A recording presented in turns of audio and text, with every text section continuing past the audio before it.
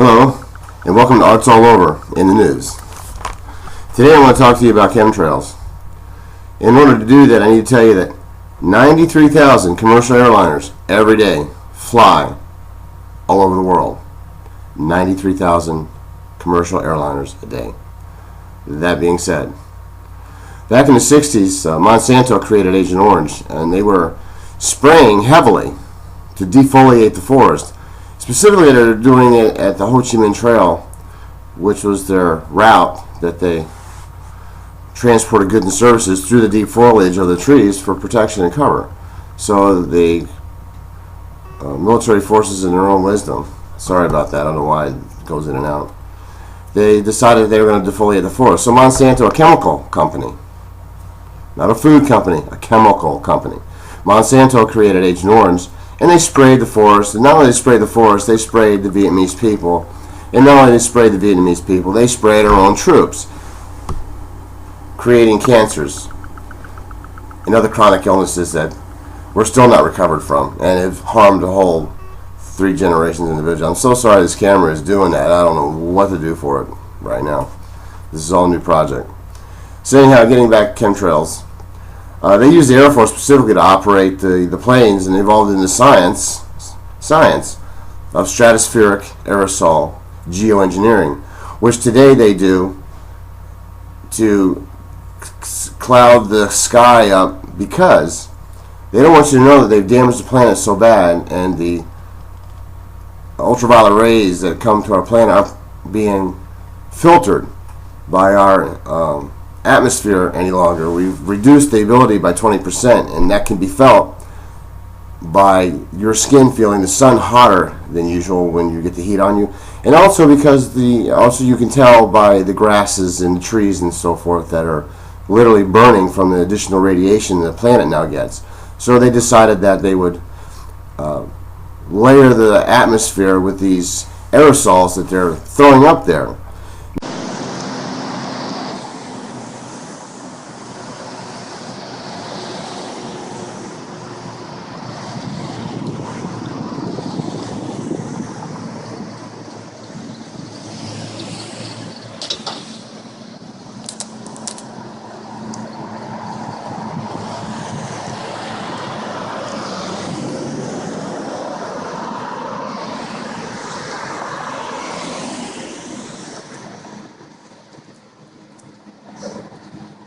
Now you would think, well, that's a good thing, right? Unfortunately, what's really going on is that they're throwing all these materials in the air for us to breathe at the particulate level, because it's all nanotechnology particles, to create a shield.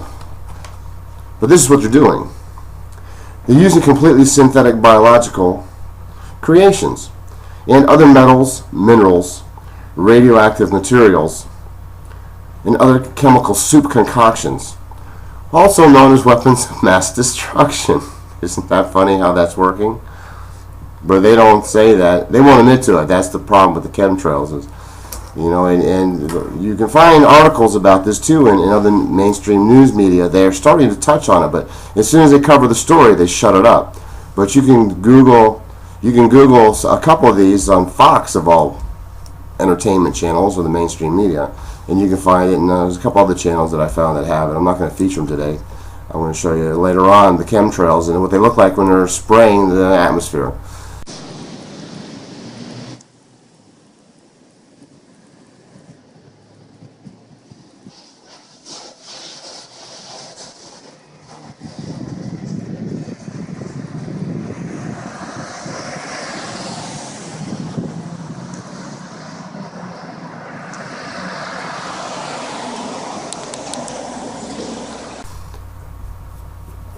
But this chemical soup concoction that they're doing, this is what it has in it. Now, barium, strontium-90, thorium, cadmium, chromium, nickel, desiccated blood, mold spores, yellow fungal mycotoxins, ethylene dibromide, polymer fibers, nano-aluminum coated fiberglass, aka chaff, Now these are all materials, man-made synthetic materials that are known to create and cause cancer. There is no peer-reviewed science on this. It's all very hush-hush. And what they do is they cause chronic illness and cancers and respiratory problems, headaches, internal organ failures, destroys the immune system. And aluminum specifically, we all know, we've heard the stories of aluminum and Alzheimer's disease and all that.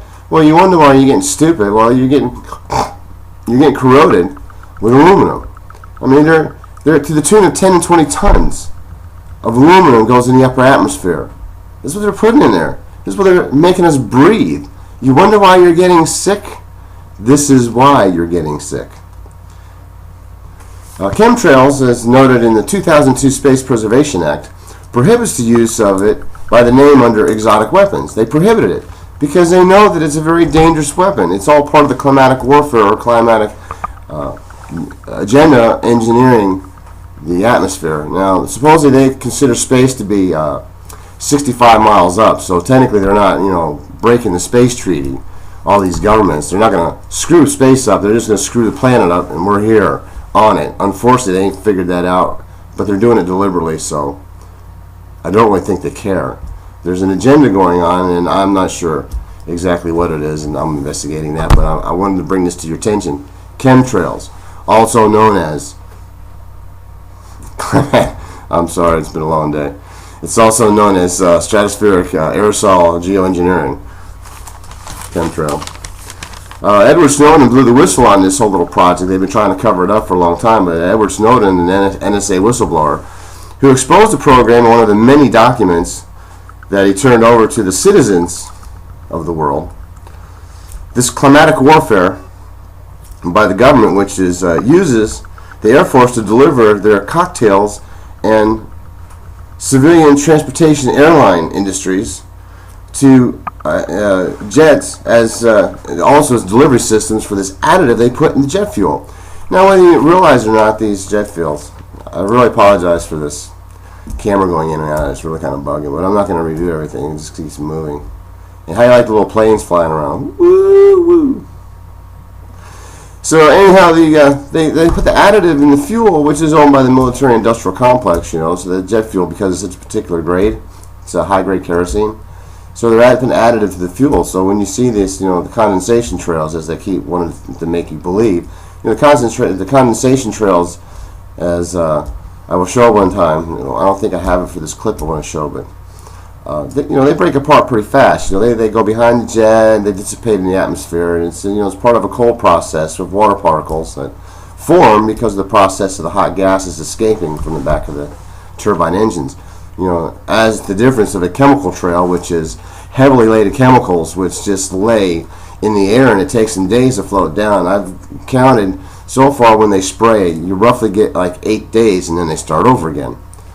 So that's what you're talking about. But when it starts coming down, like after 6 days, it starts to make its way down to our part of the atmosphere. Now you'll notice that it'll be a sunny day, but it'll have a dark haze to it. That's because of all this chemtrail particles they're throwing in the air. So by the time it gets down to where we are, you'll notice on the horizon, like I say once again, it gets kind of a dark hazy gray.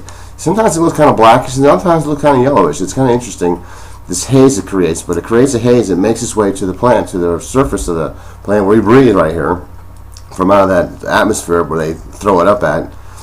I'm not sure, I don't really know how many thousands of feet, 10,000 feet, 20,000 feet, 10,000, 15,000. I forget how high they go. I know they're up 2-3 miles in the air up there. But as the particles make their way down, of course, they spread out. And that's why you see the chemtrail starts out as a thin ribbon, and then it looks like a wispy piece of cotton pulled apart. And they form crisscross patterns, and that creates the pattern of enveloping the sky in a protective shield. But the particles do come down, and that's why they have to keep doing it. So they... about every 8 days from what I'm seeing from the notes I'm taking. And if you see anything, keep track of this activity, because you want to let your congressmen and senators know that attach these programs, that you do not consent to being used as guinea pigs for this great New World Order experiment.